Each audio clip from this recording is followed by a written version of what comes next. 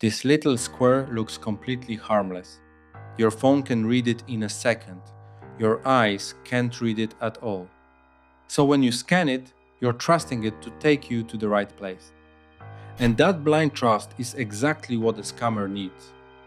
Because a square you can't read is a square that can be swapped. A QR code is just a signpost, one only your phone can read. You point your camera, it points you somewhere, and off you go. We scan them everywhere now: menus, parking meters, parcels, scan to pay. It's become a reflex. Point, tap, done. And we almost never stop to ask where the sign is really pointing. So picture a real signpost on the road. It says, "This way to your bank," and you follow it. Now a scammer prints an identical sign and pastes it right over the real one. Same shape, same look, but it points down their road instead. With a printed address, a wrong letter might catch your eye. A QR gives your eyes nothing to check, so the swap is invisible.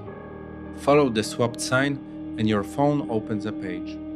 It looks exactly like the real one: your bank, the parking app, a delivery login. Same logo, same colors, same login box. So you type in your details, just like you always do. But this page isn't the real one, it's the scammer's copy. And the moment you hit enter, your details are in their hands. And these swap signs are turning up everywhere. A sticker slapped over the code on a parking meter. A text about a missed delivery with a code to scan. A little scan to pay sign handed to you at a table. Even a code tagged inside an email, one that slips right past the spam filter. Same trick every time. A sign you can't read, pointing somewhere you didn't choose.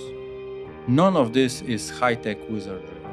A code hides the address from you, and often from security filters too. Your phone makes tapping it effortless. And because we trust the little square, we don't think twice. It's not a clever hack, it's a sticker over a sign. So here's how to never follow a swapped sign. 4 simple habits. 1. Before you go anywhere, preview the link. Most phones show you the web address before the page opens, so read it first. Look for the real name, spelled right before the first slash, and nowhere else. 2. For anything with money or a login, skip the code entirely. Open your bank or parking app yourself, or type the address by hand. 3. Be suspicious of any scan here you didn't expect. 4. Glance at the sticker itself. A code pasted over another one is a quiet red flag. Scan freely for a menu, just never to log in or to pay. So a QR code isn't the danger. A signpost you can't read that someone else can swap, that's the danger. Before you follow where it points, take 1 second to check. Preview the link and never log in or pay through a code you didn't expect. If someone you know scans every code they see, send them this. Calm and simple. I'll see you in the next one.